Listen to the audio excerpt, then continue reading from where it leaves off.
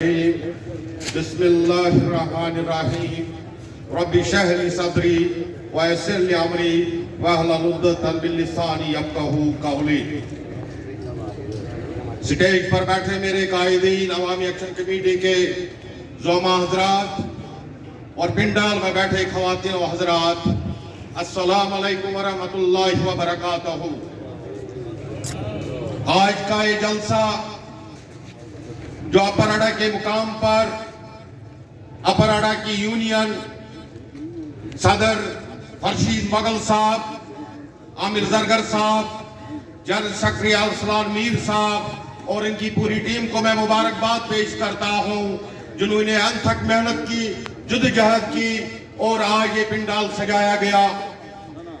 میرے تاجر بھائیوں اور مظفرآباد کی غیور عوام، طلبہ کو جو آج 4 ماہ سے یہ تحریک، یہ جدوجہد جاری و ساری ہے، جس کی قیادت شوکت نواز میر اور اس کی پوری ٹیم، طلبہ، سول سوسائٹی اور وکلاء، مظفرآباد کے غیور عوام جو اس وقت آٹے اور بجلی کی جدوجہد میں مصروف عمل ہے، مگر بات یہاں ہی ختم نہیں ہو رہی ہے۔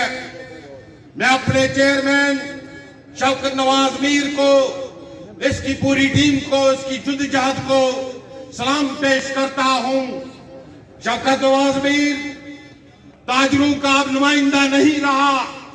شوکت نواز میر نے جو یہ بیڑا عوامی ایکشن کمیٹی کا اٹھایا، میں اللہ سے دعا گو ہوں اس سے ہمت اور حوصلے سے اس آزاد کشمیر کی عوام کی حقوق کی بات اور اس کو آگے بڑھانے کی ہمت اور حوصلہ عطا فرمائیے۔ مظفرآباد کے لوگوں، آج کا آپ کا یہ سیاستدان، جو سیاستدان آج کشمیر ہاؤس میں چھپا ہوا ہے، آج بھی اگر آپ لوگ غور و فکر نہیں کرو گے، اپنے بچوں کے مستقبل کے اوپر ذہن نہیں لڑاؤ گے، آج کا یہ موقع، آج یہ وقت آپ کو انتظار کر رہا ہے اپنے بچوں کے مستقبل کے لیے۔